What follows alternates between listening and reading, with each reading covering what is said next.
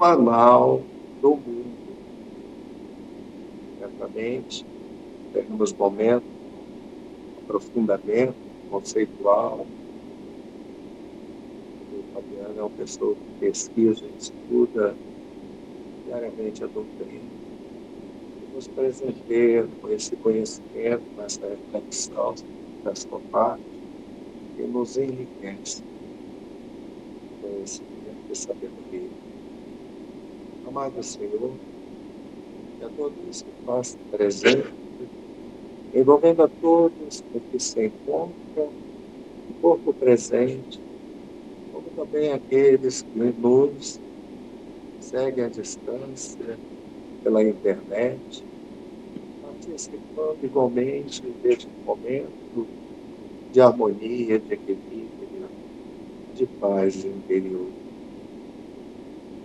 Rogamos humildemente por orientação e roteiro ao orador da noite de hoje, para que as suas palavras ficarem fundo em nosso coração, auxiliando-nos na compreensão da vida pela óptica do Espiritismo cristão.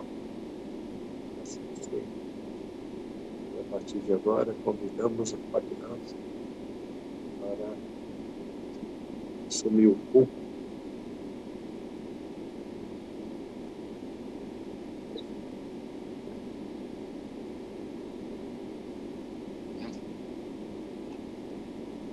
Meu abraço carinhoso a todos. Eu realmente acredito que o Espiritismo é o fanal, é a luz do mundo, é o guia, né, o farol do mundo. Essa é uma condição para sermos verdadeiramente espíritas na acepção mais profunda da palavra. Se ainda não acreditamos, tudo bem, não tem problema. Mas ao sermos efetivamente espíritas, precisamos acreditar. O Consolador prometido chegou, que a terceira revelação é esse conjunto de conhecimento extraordinário. E eu vou plagiar uma frase de um grande espírita, que ele dizia sempre: ainda bem que eu conheci o Espiritismo antes de conhecer o espírita. Por que ele dizia isso? Porque, principalmente quem está adentrando ao movimento, tem, por um viés atávico, a tendência de, por conta do caminhar secular, milenar em outras religiões, de estabelecer ícones, né? É o Papa, é o pastor, é o frei. E quando eles fazem algo que não é condizente com o que defendem, aquele castelo de areia se desmorona. E nós não podemos incorrer no mesmo erro em relação ao movimento espírita, em relação aos espíritas, aos médicos, aos palestrantes, aos dirigentes. Nós precisamos entender o espiritismo. Se o espírita está ou não compreendendo, praticando verdadeiramente aquilo que está ensinado, é uma outra história. Então, quem está adentrando a doutrina não pode ficar fixado no espírita. Tem que se fixar no estudo sério da doutrina espírita. Esse é o grande convite para que verdadeiramente a gente entenda que esse conjunto de conhecimentos, independente do comportamento humano, é algo acima da média das filosofias, das teologias, da religiosidade do mundo. No tempo de Jesus, a Palestina era uma tetrarquia. Era composta por várias regiões e tetrarcas ali indicados por heróis, normalmente da sua lavra hereditária, dominavam, né, na condição de imperador, ali aquela região dominada pelo Império Romano. Então, você tinha a Galileia, nós tínhamos a Galileia ao norte, com cidades marcantes no contexto bíblico, como Cafarnaum, também a famosa cidade de Nazaré, né, que na verdade era um pequeno vilarejo. Mais ao sul a gente tinha a Judéia, cidades de Jerusalém, Belém, Jericó. Ao centro a gente ficava ali com a Samaria e a Pérea. Então conta o registro bíblico que Jesus andava pela Pérea, que era uma das regiões mais bonitas daquela região, quando em Betânia era, né, um vilarejo próximo a Jerusalém, ficava ali entre 2,5 km a 3 quilômetros de Jerusalém. E a literatura espírita mostra, e também os registros históricos, que Jesus nunca dormiu em Jerusalém, cidade que é considerada, né, a cidade de todos os reis, a cidade dos santos, a cidade que é hoje alvo de briga entre cristãos, islâmicos e também judeus. Jesus nunca deu prioridade, até porque entendia que esse contexto, que já era criado nos séculos passados, iria ainda rasgar a perturbação dos interesses humanos por muito tempo. Então, Jesus frequentava, mas sempre se deslocava para Betânia, na casa de Lázaro, né? E compartilhava com as suas irmãs, Marta e Maria, como o registro bíblico nos mostra. E ele recebe a notícia, ele estava caminhando, fazendo suas pregações na Pérea, e recebe a notícia de que Lázaro, então, havia adoecido. Mas ele ainda, no seu périplo de divulgação, não é, dessa doutrina de verdade, que é o cristianismo, e o espiritismo faz parte desse contexto, ele ainda ficou por mais 2 dias na Pérea, no seu trabalho messiânico. Quando ele se aproxima de Betânia, depois de receber o aviso, né, porque as irmãs Marta e Maria mandaram mensageiro para avisar: ó, Jesus, Marta, né, e Maria convocam o Senhor, porque Lázaro está doente e todos aguardam a sua presença. Quando ele se aproxima de Betânia, então, Marta vai correndo em sua direção e declina que Lázaro havia morrido e que se ele estivesse aqui, né, na cidade, no vilarejo, na fazenda, no lugar onde eles moravam, aquilo não teria acontecido. E o texto bíblico histórico mostra que existe uma certa indignação nas palavras das irmãs, Marta e Maria. E esse registro disse então que Jesus chorou. Obviamente, nós, na condição espírita, precisamos ser mais cartesianos para analisar os comportamentos do Cristo, não é mesmo? Chorou por quê? Porque Lázaro havia morrido? Mas como? Se ele sabia que Lázaro não estava morto, né? Chorou porque Marta e Maria estavam tristes? O porquê desse processo de emocionalização? Então, ele logo em seguida vai, né, ao sepulcro. Lázaro, vem, levante e vem.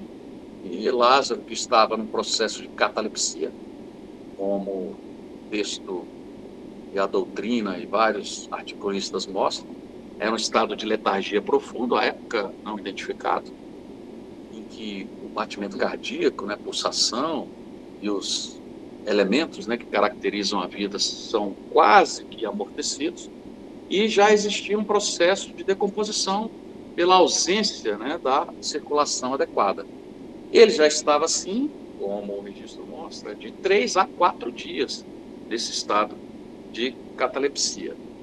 Então, os autores acham que Jesus chorou porque amava Lázaro, mas logo em seguida ele ressuscita Lázaro, e a gente sabe que ninguém tem autoridade para derrocar uma lei estabelecida. Se houvesse a disjunção celular, a separação entre perispírito e corpo, jamais seria possível, né, o processo de retorno à matéria. Então não foi uma ressurreição, foi sim um despertamento pela condição de gestor espiritual, um bombardeio de estruturas e fluidos magnéticos, né, fluido vital, pelo seu poder eletromagnético, em que ele desperta Lázaro na condição de moribundo. É claro que, se não houvesse a intervenção do Cristo, Lázaro, sim, teria ido a óbito.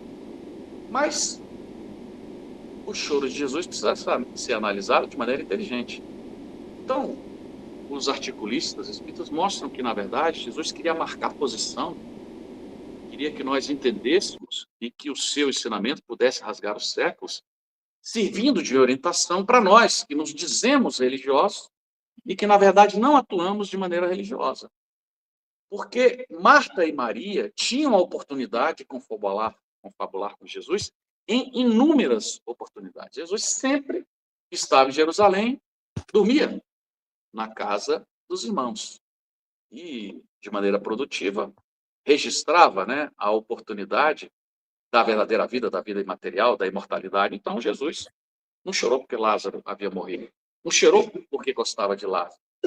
Ele mostra a sua indignação diante de pessoas que o conheciam, que tinham a oportunidade de confabular, de entender o seu projeto messiânico, de participar de colóquios amorosos e não haviam introjetado. Porque as duas apresentavam uma indignação, uma contrariedade em relação à morte. Mesmo. Elas não aceitavam a morte. E a mensagem do Cristo sempre foi da imortalidade, da continuidade, da vida futura, do reino de meu Pai. Então ele chorou por quê? Se pessoas tão próximas a ele não haviam entendido a sua mensagem, o que dirá os outros que não tiveram a oportunidade de ter um contato mais íntimo? E para nós não é muito diferente.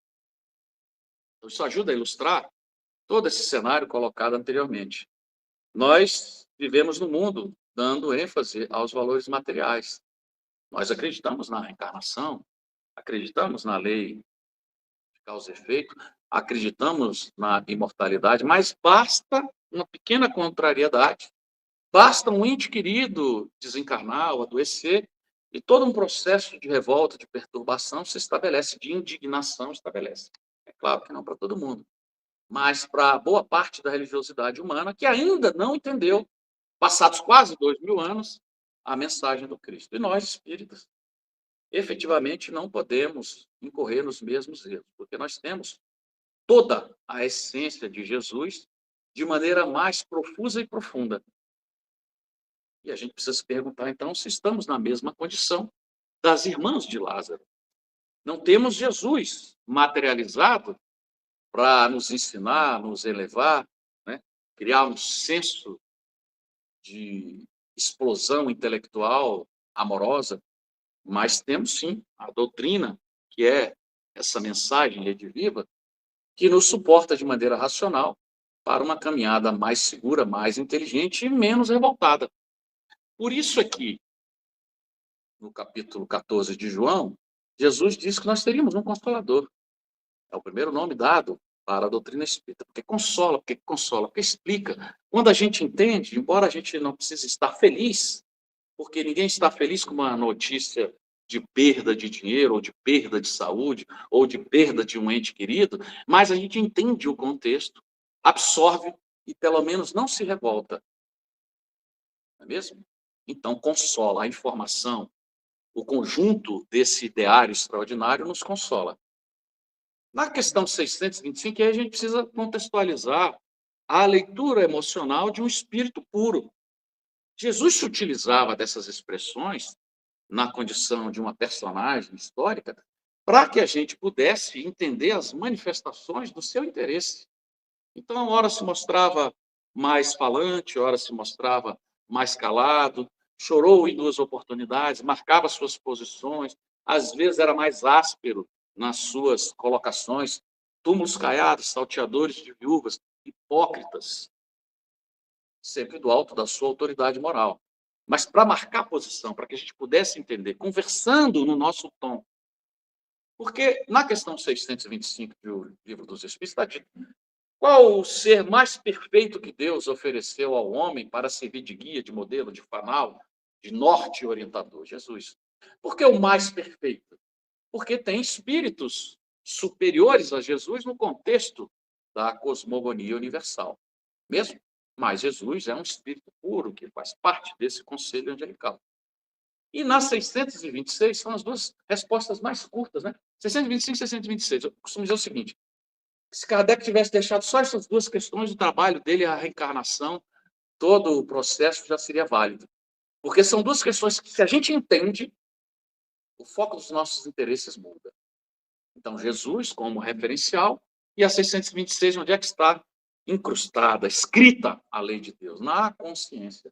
E aí a gente não passa a culpar o demônio, não passa a culpar Satanás, não passa a culpar o vizinho, não passa a culpar uma leitura fisiológica ou a questão política, teocrática, qualquer que seja. Nós entendemos que a nossa consciência é verdadeiramente o juiz.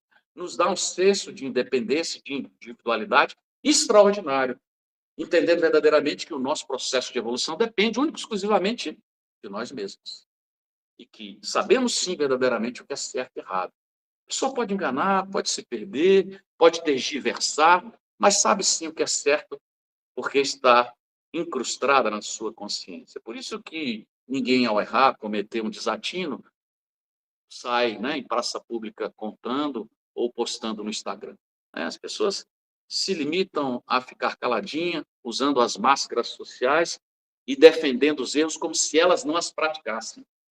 Por isso é que eu desconfio muito quando a pessoa começa a defender coisas que são totalmente avessas, né, à leitura de qualquer processo religioso. Normalmente é espírita. Eu costumo dizer o seguinte: se você não entendeu o espiritismo, tudo bem.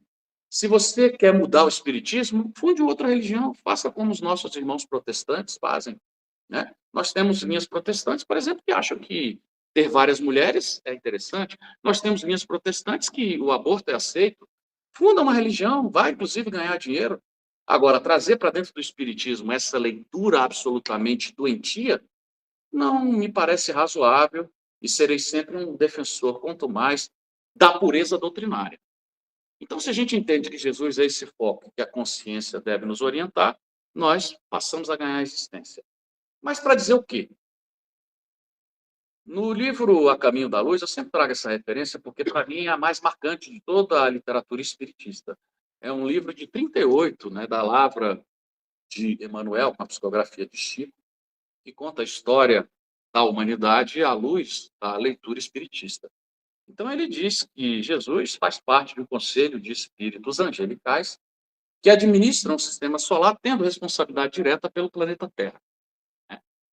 Em outro livro, Roteiro, está dito lá que aproximadamente 23 a 24 milhões de espíritos estão vinculados ao planeta Terra nesse processo de encarnados e desencarnados sob a batuta, né, espíritos conscientes.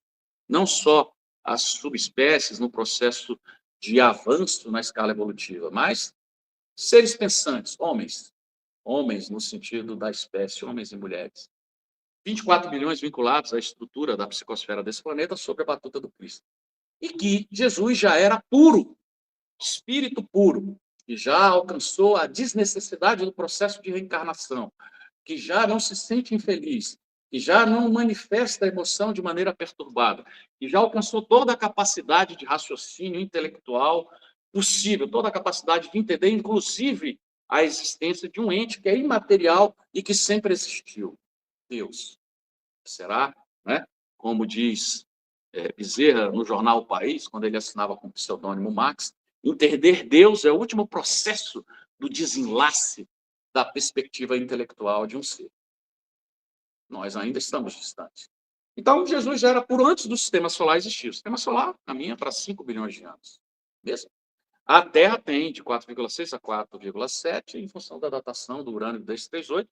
Isso é de conhecimento público, geológico, biológico, cosmogônico, né? Porque o urânio se transforma em chumbo, tem uma condição, né, na questão da datação muito comum, então a Terra tem 4,7 bilhões de anos. E que Jesus, junto com esses espíritos, não Jesus que está sempre próximo do planeta, mas Jesus, junto com esse conselho de espíritos angelicais que administram em conjunto o sistema solar, podemos admitir que cada planeta tem um gestor e eles, obviamente, decidem na Assembleia os destinos da estrutura do sistema. Diz, então, que esse conselho se aproxima da Terra em duas oportunidades. Quando a Terra, a massa que virou o planeta que nós conhecemos, se desloca da nebulosa solar, ou no outro momento, quando Jesus, junto com esse conselho, decidiu que precisaria vir para marcar posição e nos ensinar a verdade no processo de exemplificação. E é claro que não foi vir nascer, até porque o registro bíblico traz 800, 900 anos de profecias em torno da vinda do Messias. Então, isso é um processo de extensão temporal mais distante do que uma leitura fria e pouco inteligente nos concita, não é mesmo?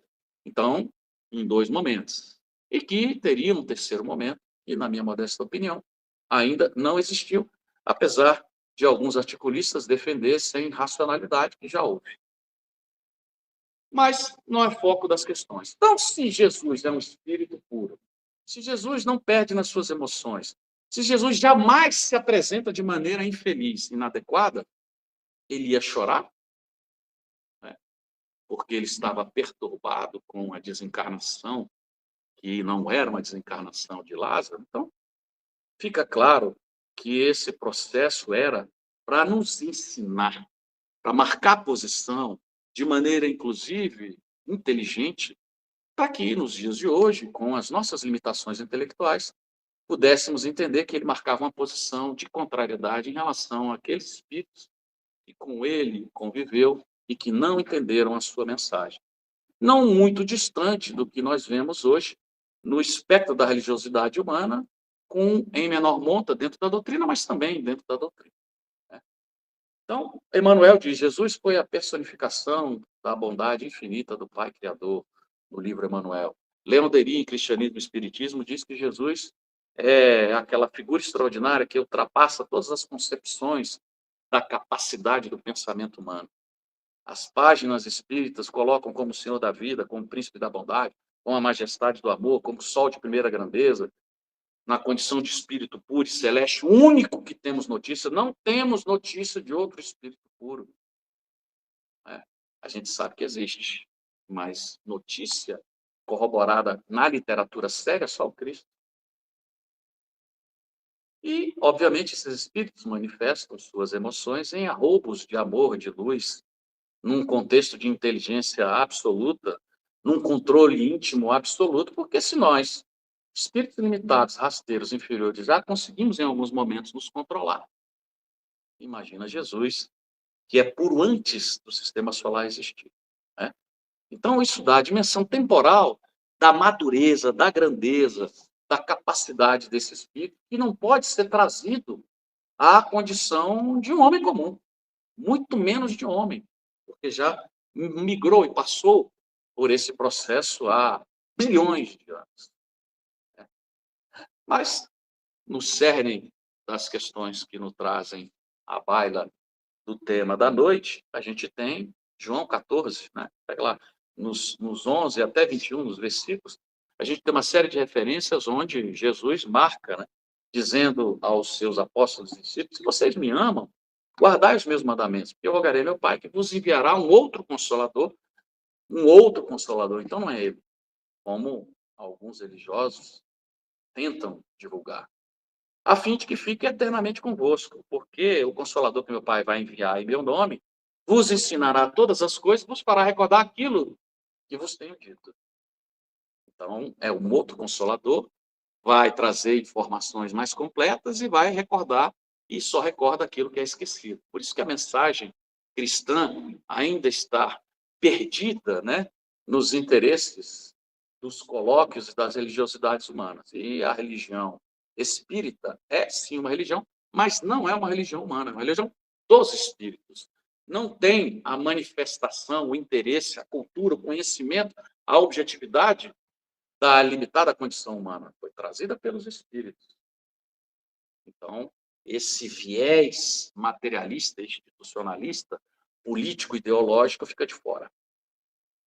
E por isso que, verdadeiramente, eu acredito que o espiritismo é o fanal do mundo, porque todas as outras religiões são de origem meramente humana, eivada dos vícios daqueles que as compõem do ponto de vista institucional, como também do ponto de vista do seu processo de subordinação, de submissão.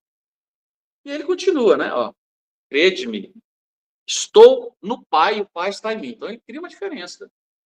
Então, Deus não é Jesus, Jesus não é Deus. Jesus era o intérprete, o interlocutor da vontade do Cristo. Mesmo? Quando o presidente do centro sai de férias, ele estabelece um substituto. Mas não é o presidente do centro falando, é um substituto autorizado por ele. Jesus marcava essa posição. Né? Então, quando ele fala, eu sou a luz do mundo, né? Quem entrar por mim será salvo, porque eu sou a porta. Ele falava, eu e meu pai trabalhamos até hoje. Marcava essa distinção de maneira clara.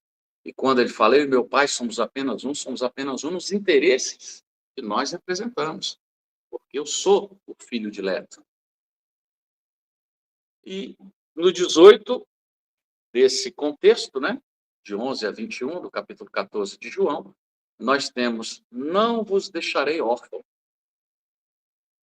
como se reforçasse a condição de que teríamos, sim, uma continuidade da defesa dos interesses nobres que há 2000 anos ele, quase 2000, né, ele personificou. O que a gente precisa entender é que não tem 2000 anos do Cristo, porque o Cristo se manifesta aos 30 anos de idade, com um lapso de 5 anos em função do calendário e das alterações, né, pelos imperadores, normalmente Constantino. Nós ainda não temos 2000 anos de Cristo, porque não podemos considerar o nascimento do cristianismo quando Jesus se manifesta na manjedoura, de forma nenhuma, né? Jesus marca a sua posição no Sermão do Monte, com 30 anos. Então, ali nasce a Carta Magna, a Constituição, o núcleo duro do pensamento cristão com mais de 30 anos. Então, a gente precisa fazer essa matemática de maneira adequada, mesmo. Então, não temos ainda 2000 anos de cristianismo, estamos caminhando. No livro Evangelho segundo o Espiritismo, lá em Paris, 1860, e também em Bordeaux, 1861, a gente tem a manifestação do Espírito da Verdade. É importante que a gente entenda que o Espírito de Verdade, inclusive, é uma expressão cunhada do texto bíblico, né? Jesus falava do Espírito de Verdade, a manifestação dos interesses superiores, e ora está em terceira pessoa, ora está em primeira pessoa. Ora o Cristo fala diretamente através dos seus representantes, né? Ora, esses representantes falam em nome do Cristo. Então, ele diz: o Espiritismo, como faz antigamente a minha palavra, veio lembrar aos incrédulos que acima de tudo reina a imutável verdade. Não mistureis o joio com a semente impura, né? O joio com o trigo, resgatando essa imagem bíblica, né, da semente que não produz, nessas leituras utópicas que destroem os elementos da verdade. E aí ele é direto, né? Espíritas, amai-vos. Este é o primeiro mandamento. Instruí-vos, este é o segundo. Por isso é que nós precisamos nos vincular à doutrina, né? Precisamos amar, respeitar, termos uma leitura com parcimônia em relação aos nossos parceiros de crença, mas precisamos estudar, precisamos refletir. Precisamos introjetar a doutrina não porque o palestrante está falando, porque ela é racional, porque ela descortina os elementos que nos colocam acima do rame-rame dos interesses mundanos, não é mesmo? E ele diz, então, eu sou o grande remédio das almas. Venho trazer-vos, né, o poder e a condição da cura. Os fracos e sofredores são os meus filhos prediletos. É mais ou menos a situação que nós vivenciamos. Ora, sofrendo diretamente pelas provações e injunções expiatórias, ora, por não conseguirmos, né, entender o comportamento esdrúxulo de uma sociedade que já alcançou a racionalidade, mas que não atua de maneira racional, em grande parte. Mesmo? No capítulo 1 desse extraordinário livro, está lá. Eu não vim destruir a lei. O Espiritismo é essa ciência nova que vem revelar a existência do mundo espiritual. Porque, embora as religiões acreditem na vida após a morte, toda religião é espiritualista, mas só a religião espírita é espiritista. Porque a leitura espírita transcende o espiritualismo, né? O espiritualismo é acreditar na vida após a morte. Tá, mas e aí? Vamos estar com asinha, com auréola, num ambiente de paraíso, na ociosidade eterna ou na passividade improdutiva? Não, não podemos admitir essa condição, não é mesmo? Então, a doutrina espírita traz uma leitura muito mais inteligente, muito mais racional, com uma pegada que nos mostra verdadeiramente que todo esse contexto teológico milenar está aivado de pouca racionalidade, pouca profundidade. Então, aquilo que ficou falsamente interpretado, né, porque o Cristo permaneceu ininteligível. Até hoje, as pessoas não entendem o Cristo. Até hoje, 1/3 da nossa população mundial é cristã, somente. A maior religião não é a cristã, é a islâmica. Só 1/3 da nossa população, de 8,2 caminhando para 3 bilhões de almas, acredita verdadeiramente que o Cristo é essa referência. Então, menos de 3 bilhões de pessoas acreditam que o Cristo é essa figura extraordinária, como nós já conseguimos entender. E largamos na frente, obviamente as religiões cristãs têm esse condão superior, de entender verdadeiramente a condição magistral, a majestade dessa figura extraordinária. Mesmo porque, se nós temos espíritos bons que cunharam e que colaboraram com os elementos religiosos de toda a história humana, eles jamais se comparam à condição de Jesus. Então, o Cristo permaneceu inteligível ou falsamente interpretado, que é o mais comum. Então, o Espiritismo vai ser essa chave com o auxílio do qual tudo se explica de modo muito fácil. Por que Kardec e os Espíritos fazem essa afirmação? Porque quando a gente se debruça na racionalidade que o Espiritismo nos oferece, as respostas surgem, né?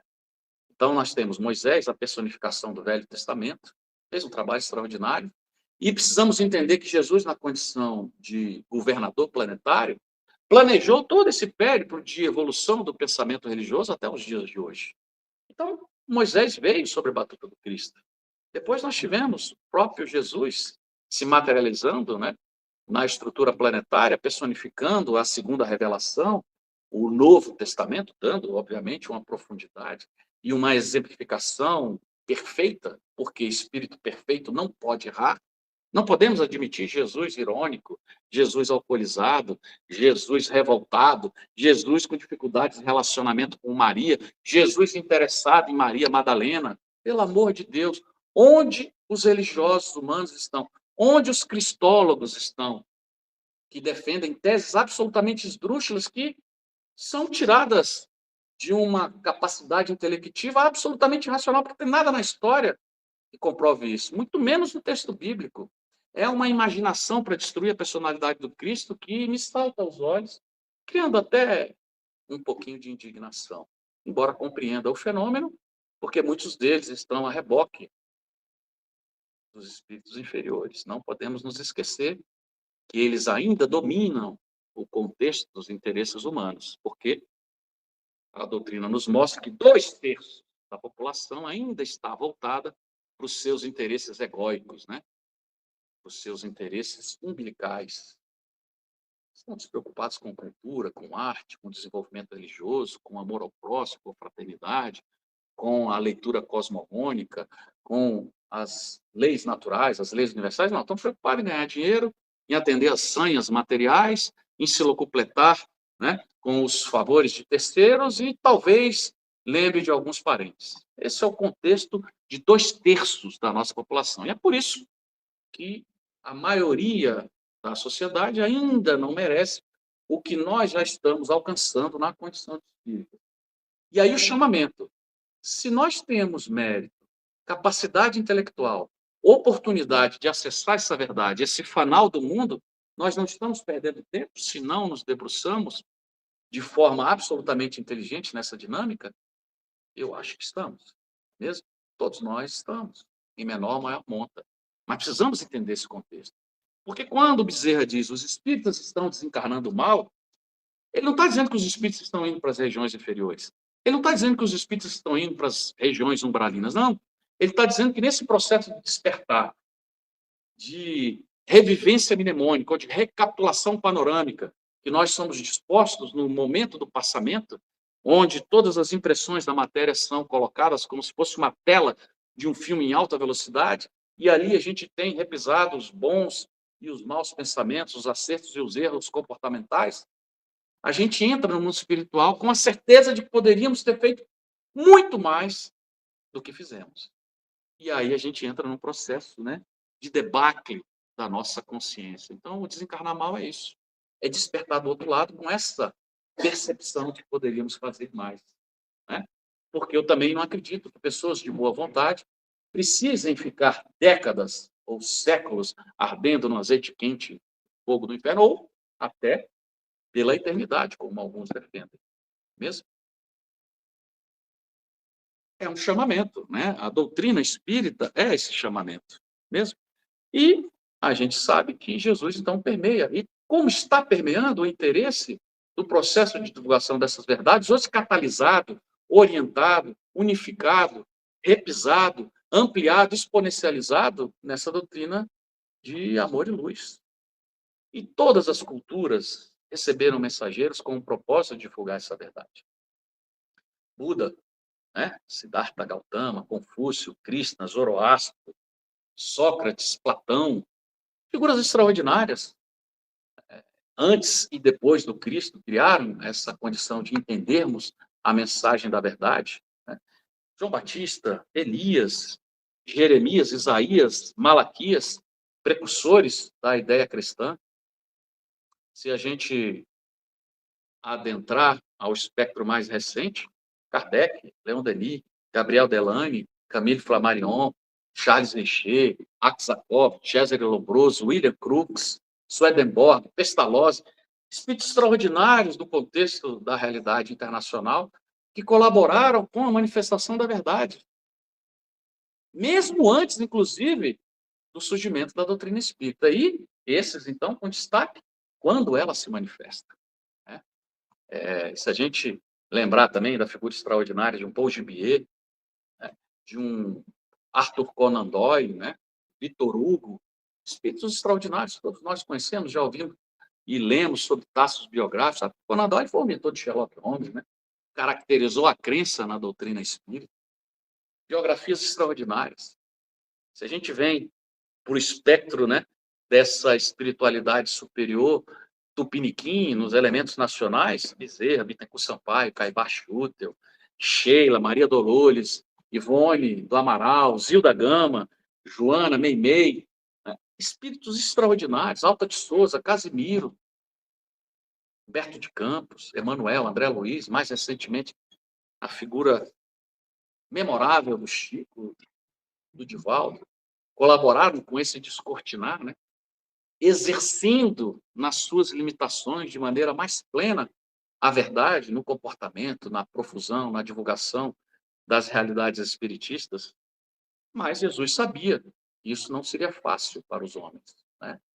E verdadeiramente não é fácil. O espiritismo não nos oferece um pozinho mágico ou uma condição especial para sairmos do limbo para a condição de espíritos angelicais do dia para a noite, né? O Espiritismo nos dá o norte, nos dá o caminho, a capacidade de raciocinar e de entender os fenômenos que a vida nos cerca. E, obviamente, com esse ferramental, a gente sai na frente, né, para entendermos verdadeiramente quais são os reais objetivos que nos trazem ao seio da expressão material. Por isso aqui, essa frase, para mim, é lapidar. O Espiritismo é a chave com o auxílio do qual tudo se explica de modo muito fácil. E eu concordo. Talvez não seja tão fácil, porque os interesses do mundo às vezes atrapalham. Mas se tivermos um pouco de disciplina, se torna fácil. Porque a lógica, a racionalidade, os exemplos, né, os elementos são tantos e tão profusos, e mesmo que a gente se posicione contra, a gente acaba sendo convencido pela imposição da verdade, porque, como diria, né, a figura de Galileu, a verdade é filha do tempo e não da autoridade, quando questionava o poderio da Santa Inquisição. Porque a verdade é a verdade, queremos ou não, ela é imutável. Ela é a expressão das leis naturais, das leis divinas, neste processo de ordenamento do Pai Criador, que é perfeito. Por isso aqui não foi uma ressurreição, né? O retorno de Lázaro. Foi sim uma ação extraordinária desse espírito superior que conhece a bioquímica, a estrutura fluídica, a composição, inclusive fisioquímica humana, para recompor as estruturas necessárias para o despertar milagroso, né, desse ente e desse registro bíblico que traz a condição da segunda ressurreição, porque nós tivemos a primeira filha de Jairo, menos relevada, e logo quando houve a de Lázaro, né, porque muito próximo de Jerusalém, a época da Páscoa, houve um clamor social, chamando inclusive a atenção de maneira negativa do Sinédrio, onde eles cravaram a necessidade de tirar Jesus do contexto religioso, porque estavam incomodados com a ascensão do Mestre. Mas por que é tudo explicado de maneira tão fácil? Por que a doutrina é esse fanal, essa luz? Quando a gente pega, por exemplo, Paulo, poderíamos trazer outras expressões do contexto bíblico. Mas quando Paulo fala em Deus, nos movemos, e existimos, passa a impressão de uma leitura panteísta, né? A doutrina vem e explica, não. É porque Deus, na condição de ser imaterial, precisava criar, precisava gerar, precisava ser o ordenamento de tudo que nós conhecemos. E pela ação do seu impulso nervoso, ele gerou o chamado fluido cósmico universal.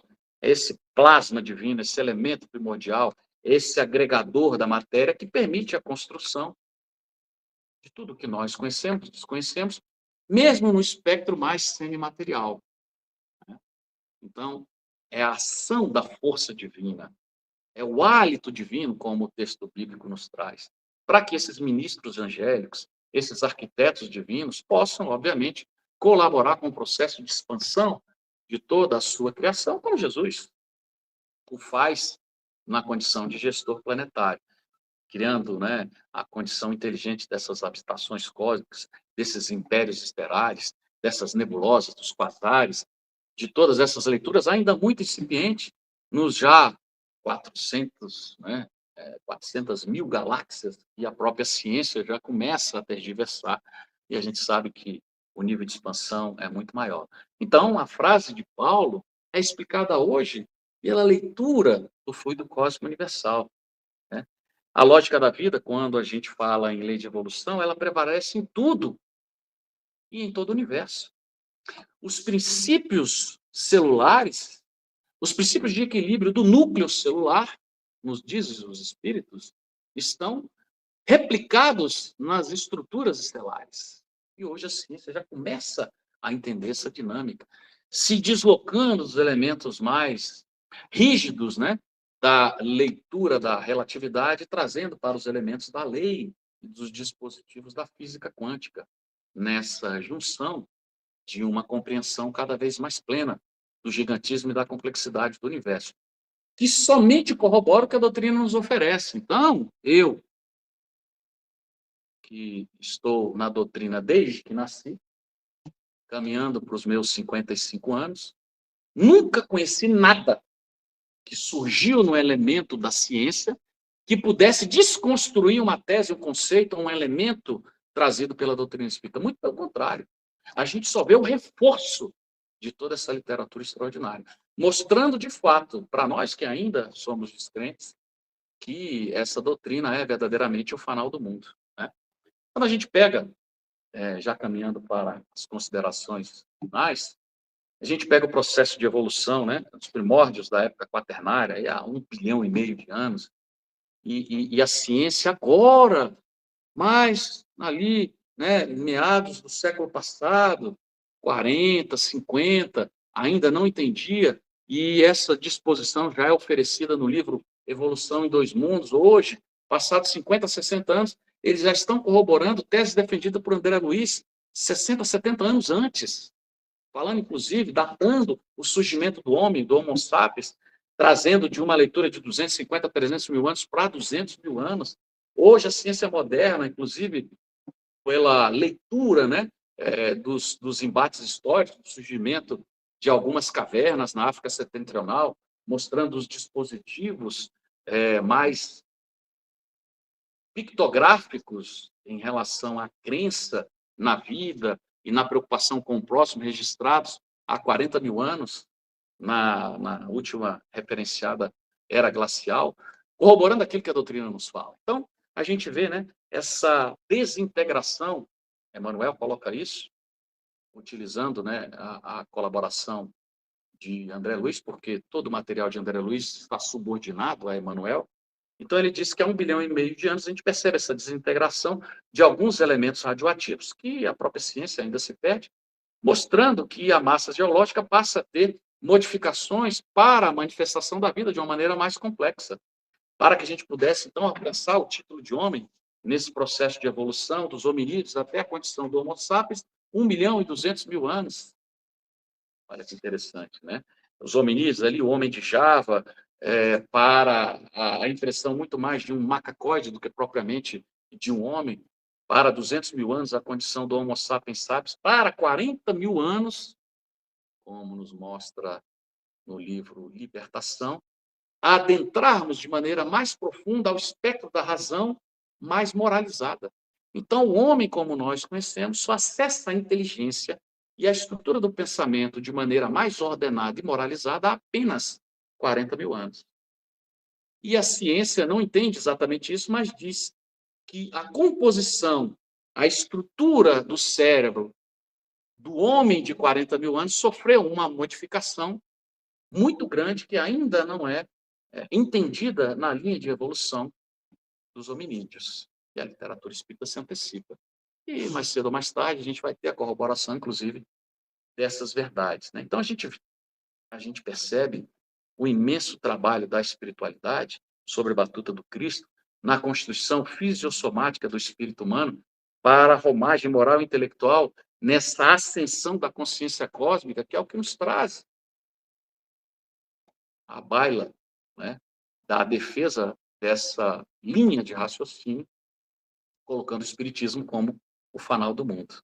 Né? Então, da bactéria, do vírus, da planta, do animal, até a condição do homem, para que um dia possamos acessar o reino angelical, se passaram 15 milhões de séculos. E, do ponto de vista linear, né, do ponto de vista da leitura infinita, é muito pouco. Quantos ainda falta para que a gente alcance a pureza, colaborando com Jesus no processo de criação, não sabemos. Mas ainda temos uma caminhada bastante distante. A questão, por exemplo, que é posta há 3, 4, 5 mil anos sobre o corpo astral, o corpo espiritual, o perispírito, o psicossoma, o perispera, a conjunção, né, desse ente que ainda é considerado como o Eidolon na Grécia, como o Ka no Egito, e que hoje a doutrina nos mostra que é esse elemento entre o corpo e o espírito, essa formação sutil, porosa, plástica, que cria a morfologia do corpo como nós conhecemos e que permanece depois da morte. E isso, inclusive, justifica a percepção, né, que muitos nós temos, porque é uma percepção real, de que muitos desencarnam e não sabem nem que reencarnou, porque ficam presos ao atavismo da religiosidade, procuram a asa, a auréola, né, ou o barril de azeite quente não acha, e se vê na sua composição fisiopsicomática tradicional e não entende que desencarnou, né? Apesar do processo de perturbação da sua consciência e da sua inconsciência. E isso nos ajuda a entender o fenômeno de perturbação daqueles que não se prepararam para a morte. Então, esse corpo mental, né, que é o espírito, obviamente, dentro do seu processo de estrutura eletromagnética, gera esse corpo espiritual que vai dar formatação para o nosso corpo físico. Só a doutrina espírita explica isso.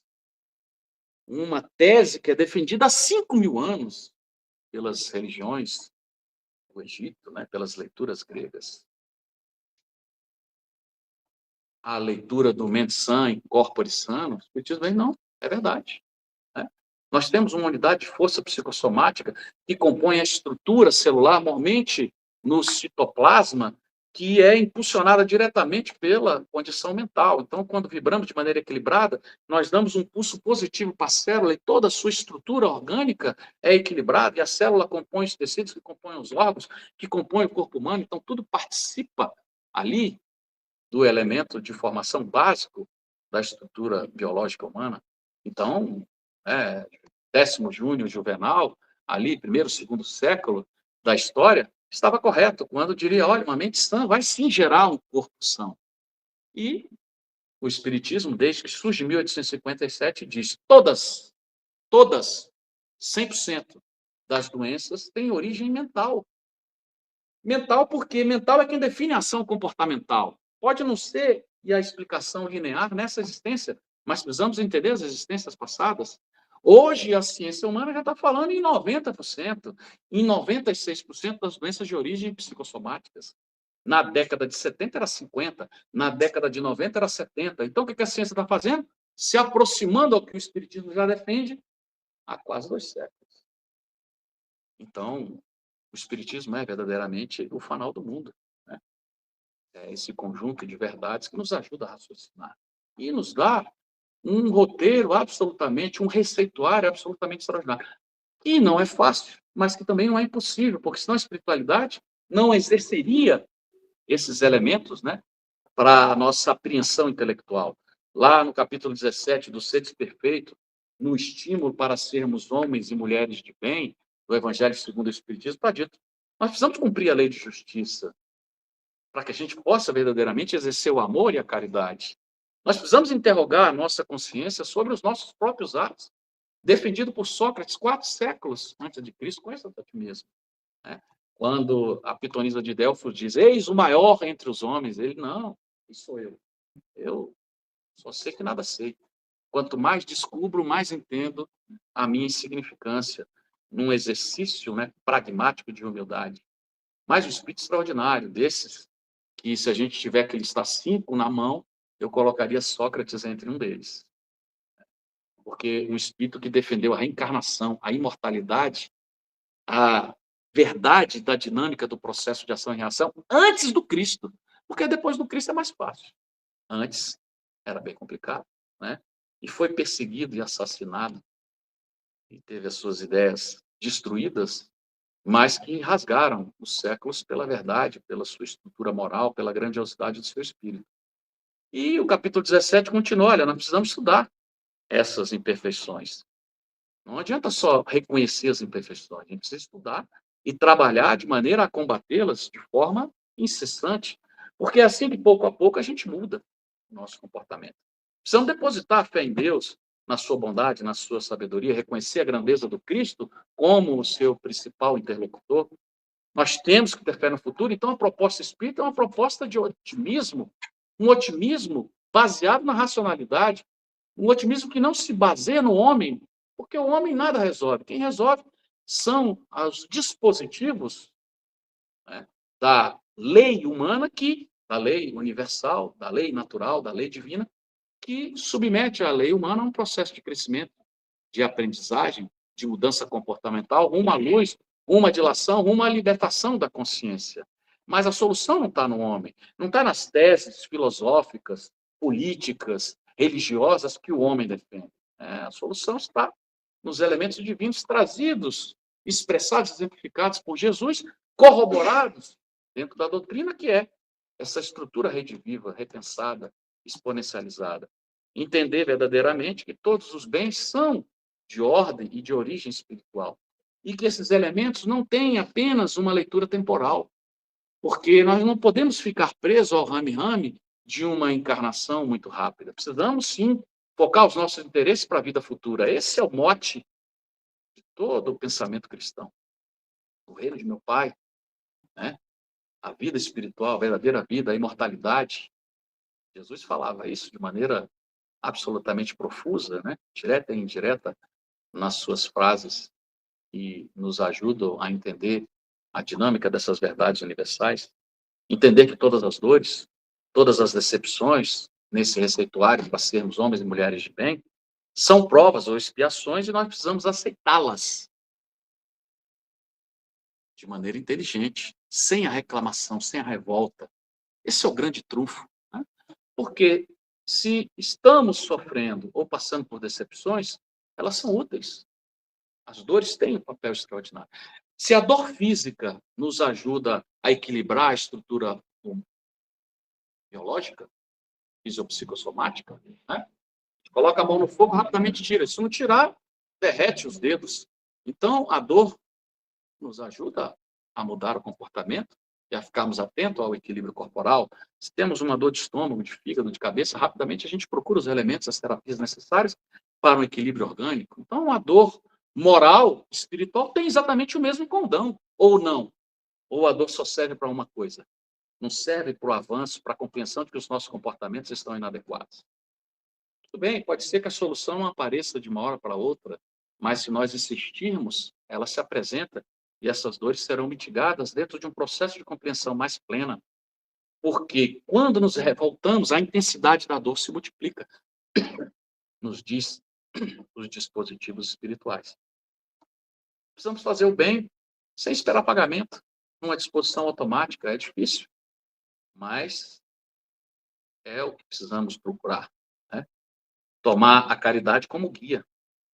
É a única religião da estrutura planetária que defende o amor ao próximo como vertente para a salvação.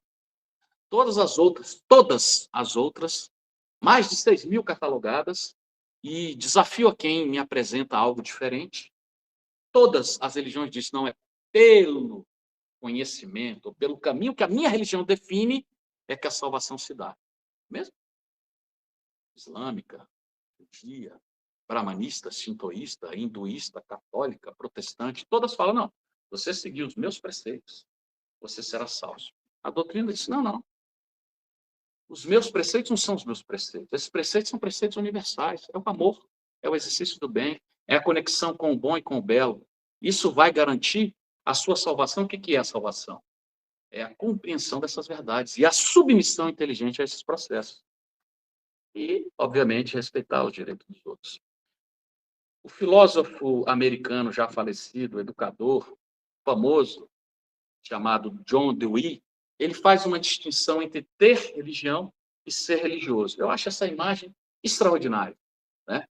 Ele estava inspirado quando constrói essa condição de compreensão entre essa dicotomia entre religião e ser religioso. Então ele diz, ter religião é pertencer a uma igreja, obedecer um conjunto de dogmas, de preceitos, de axiomas que são ali impostos, normalmente, pelo conjunto de vinculações institucionalizadas da religião A, B ou C. Então, isso é ter uma religião. Mas ser religioso, diz John Dewey, é encaminhar o pensamento para os aspectos cósmicos da vida. E aí ele diz, quais são esses aspectos cósmicos da vida? A humildade e a caridade.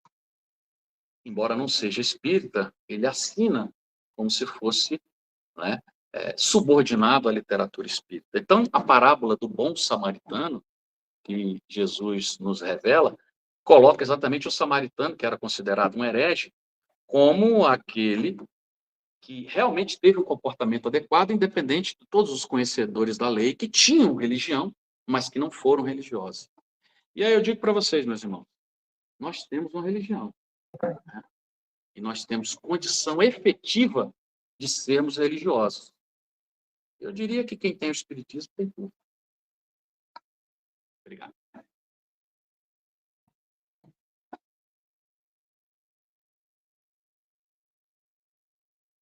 Mais uma vez, agradecendo a colaboração imensa, Fabiano Augusto, nesta reflexão profunda e amplia nossa capacidade de entendimento do Consolador prometido por Jesus.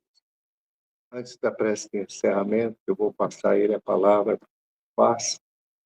Ele dirige um grupo de estudos aqui na nossa casa, na segunda-feira.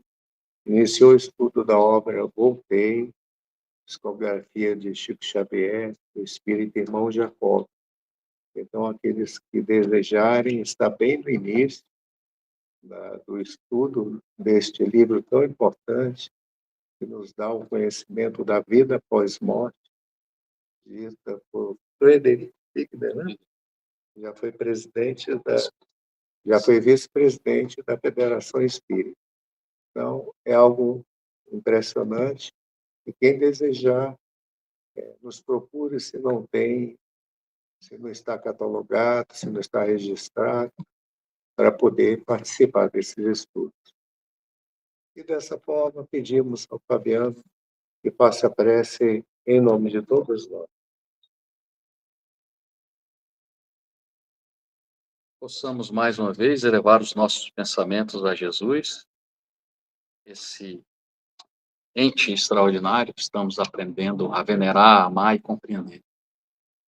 Mestre de amor e luz, gratos nós somos pela oportunidade de conhecer a verdade, por meio dessa religião abençoada que nos torna, a cada dia, seres humanos melhores. Reconhecemos a grandeza do conhecimento espírita e rogamos que o teu suporte, a tua misericórdia, a tua estrutura positivada nos ajude a sermos mais disciplinados, mais coerentes com o que acreditamos, mais empenhados na reforma interior, mais humanos, mais humildes, mais caridosos. Que a sua bondade abrace todos que estão aqui e que ela possa se estender à nossa tela mental, a todos aqueles que são caros, fazem parte dos nossos interesses cotidianos, que esse fanal luminoso do teu coração amoroso possa multiplicar os nossos votos de carinho, admiração e suporte a todos esses que queremos bem, e até aqueles que ainda não aprendemos a amar. Gratos por essa oportunidade, damos encerrado essa parte do trabalho da noite. Que assim seja.